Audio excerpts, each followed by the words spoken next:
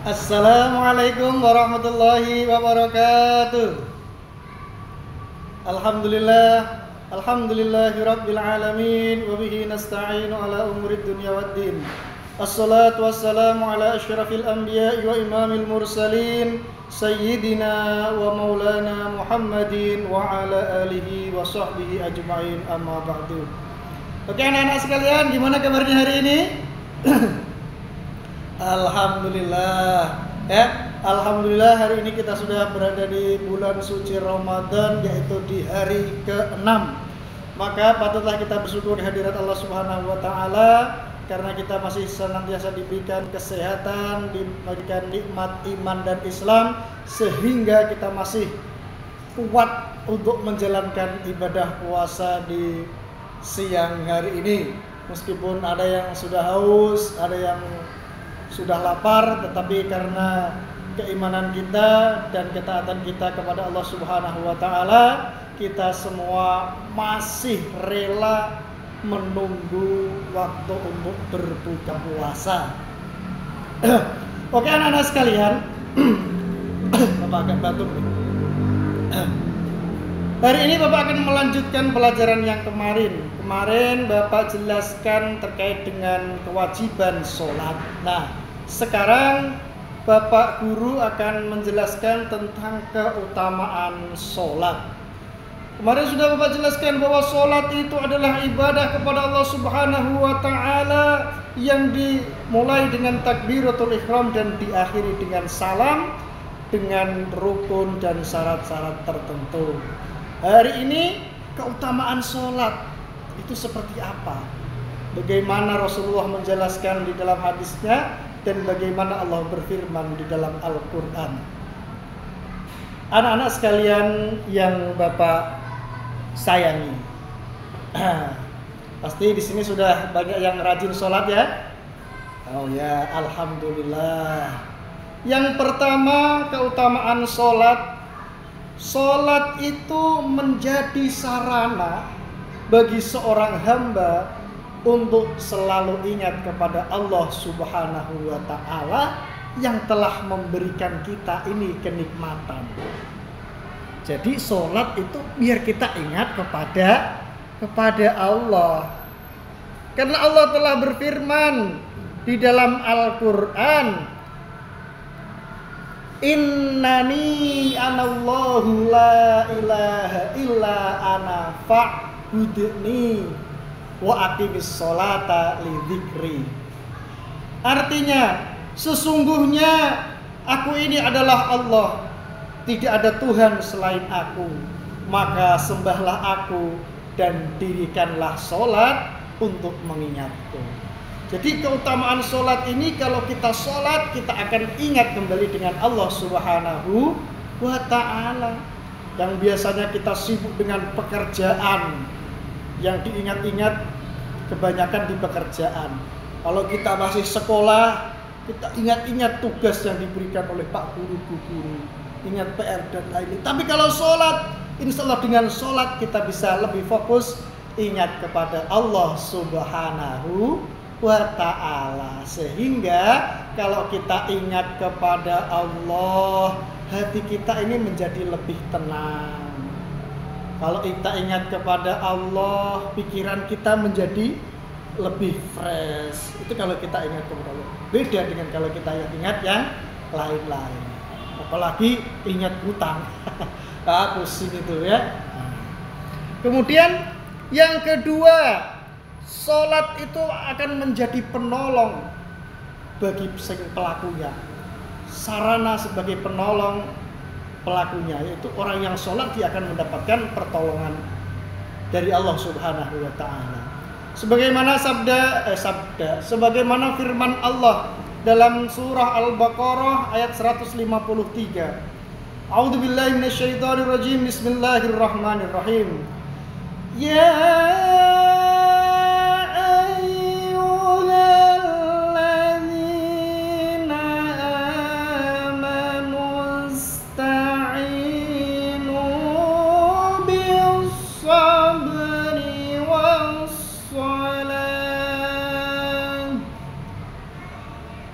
إن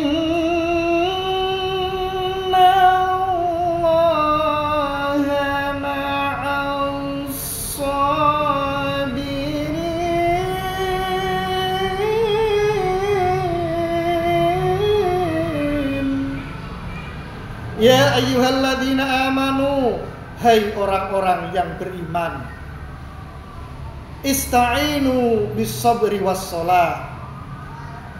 Jadikanlah sholat itu dan sabar sebagai penolongmu. Innallaha ma'as-sabirin. Sesungguhnya Allah bersama dengan orang-orang yang sabar. Maka melalui ayat tersebut Allah Subhanahu wa taala menjelaskan tentang sabar dan sholat serta hikmah yang terkandung di dalamnya. Seorang hamba dapat menjadikan sabar dan sholat sebagai penolong serta pembimbingnya.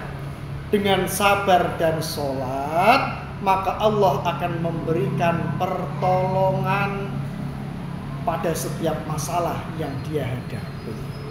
Jadi kalau kita ada masalah, kalau kita punya masalah atau butuh bantuan, yang paling utama kita sholat.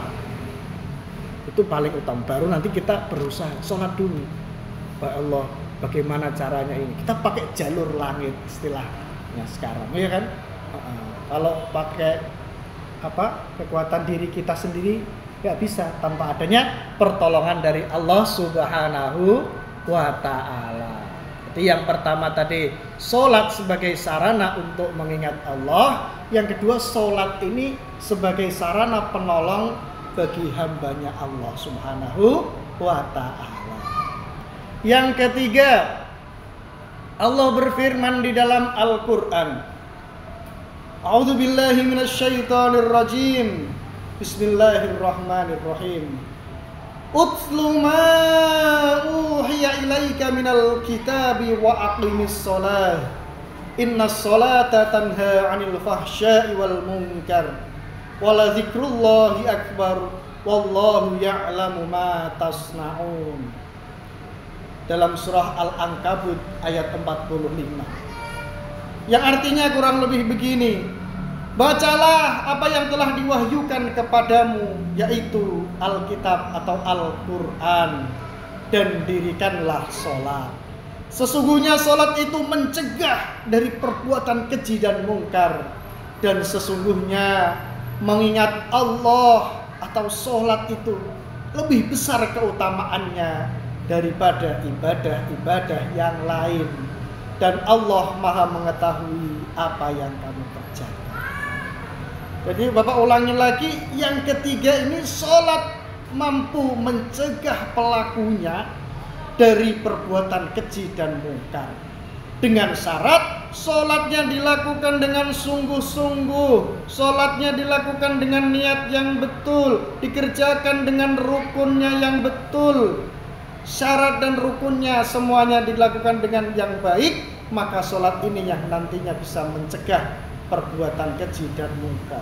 Orang yang rajin sholat pasti dia akan sering mengingat Allah.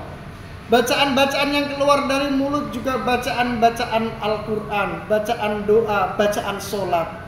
Sehingga dia akan terekam di dalam otaknya bacaan-bacaan tersebut. Nama-nama Allah, kalimah-kalimah thayyibah, pujian-pujian.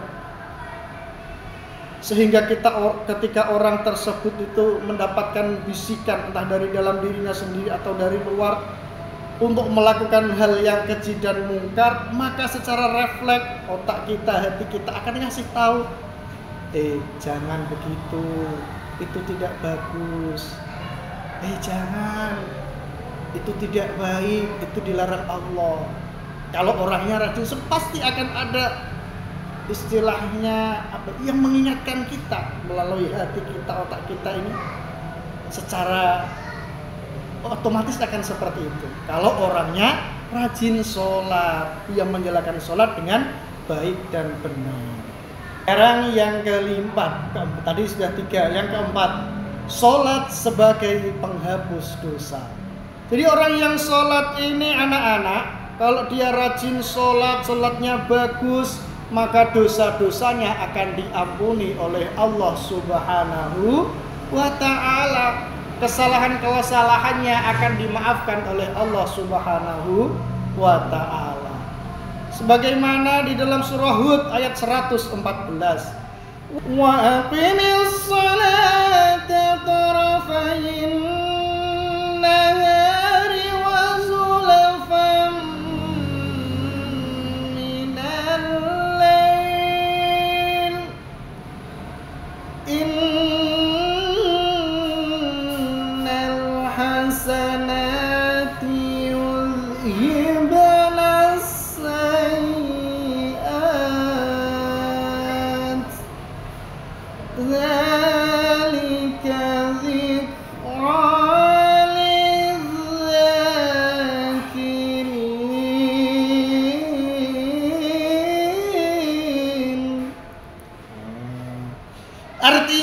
lebih begini.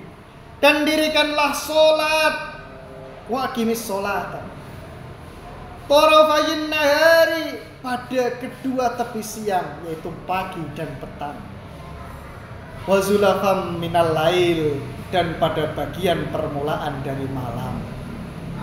Sesungguhnya perbuatan-perbuatan yang baik itu akan menghapus dosa. Dosa dari perbuatan yang buruk. Itulah peringatan bagi orang-orang yang ingat.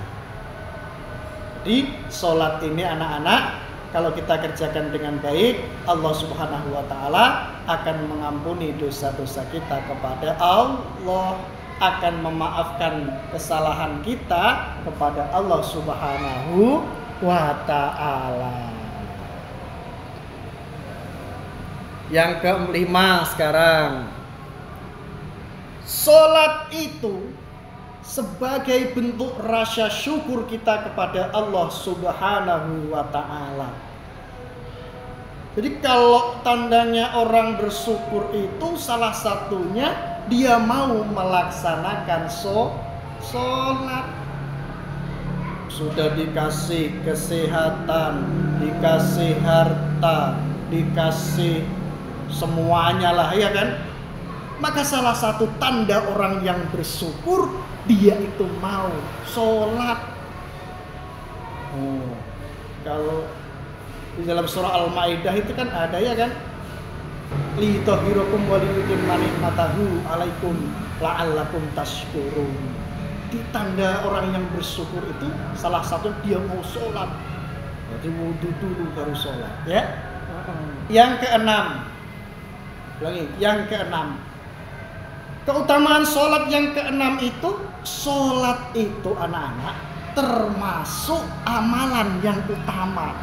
Jadi banyak sekali ibadah-ibadah yang kita lakukan, dan salah satu yang utama ini adalah sholat. Rasulullah Sallallahu Alaihi Wasallam bersabda, an Ibni Mas'udin radhiyallahu anhu, anna rajulan sa'alan Nabiyya Sallallahu Alaihi Wasallam, ayyul amali afdalu? Qala as-salatu li waqtiha wa birrul walidain tsummal jihadu fi sabilillah. Dari Ibnu Mas'ud radhiyallahu anhu bahwa ceritanya ada seorang laki-laki pernah bertanya dengan Nabi Muhammad sallallahu alaihi wasallam. Laki-laki tersebut bertanya, "Wahai Rasulullah, amalan apa yang paling utama?" Rasul ditanya amalan yang paling utama. Rasulullah menjawab, ada 3 amalan yang paling utama. Yang pertama, as-salatu liwaqtiha, sholat tepat waktu. Itu yang pertama, sholat tepat waktu. Yang kedua, birrul walidain, berbakti kepada kedua orang tua. Yang ketiga, al-jihadu fi sabilillah, yaitu jihad di jalan Allah Subhanahu wa ta'ala. Sekarang yang nomor 7. Nomor 7, keutamaan sholat itu, dia sholat akan menjadi cahaya di hari kiamat. Maksudnya gimana? Rasulullah pernah bersabda yang artinya kurang lebih begini. Dari Abdullah bin Amr, Nabi Muhammad sallallahu alaihi wasallam, beliau pernah menyebutkan mengenai sholat. Beliau bersabda begini, barang siapa yang menjaganya, yaitu menjaga sholat, ya, rajin sholatnya, dia perhatikan tata caranya, rukunnya, sunnah-sunnahnya, dan lain-lain, dia menjaganya, continue, ia akan mempunyai cahaya yang nanti itu merupakan bukti keselamatannya kelak di akhirat. Dan barang siapa yang tidak menjaganya, artinya sembrono, ya, maka ia tidak mempunyai cahaya tersebut, dan dia tinggal bersama Qarun, Fir'aun, Haman, Ubay, dan Khalaf. Jadi kalau dia sholat, dia menjaga sholatnya, maka dia kelak di hari akhir atau di hari kiamat akan memiliki cahaya sebagai tanda dia selamat pada hari itu. Dan orang yang selamat di hari kiamat itu dia akan masuk surga. Masuk surganya Allah Subhanahu wa ta'ala. Oke anak-anak sekalian, itu yang dapat Pak Guru sampaikan. Semoga kita semua dijadikan Allah Subhanahu wa ta'ala menjadi orang yang rajin sholat, orang yang gemar sholat, dan orang yang ringan dalam menjalankan sholat. Karena amal ibadah nanti kelak di akhirat yang akan dihisab pertama kali adalah tentang sholat kita. Sehingga kita usahakan amal ibadah tersebut, yaitu sholat, mendapatkan nilai yang baik di hadapan Allah Subhanahu wa ta'ala. Dari Bapak kurang lebihnya mohon dimaafkan. Akhirul kalam. Assalamualaikum warahmatullahi wabarakatuh.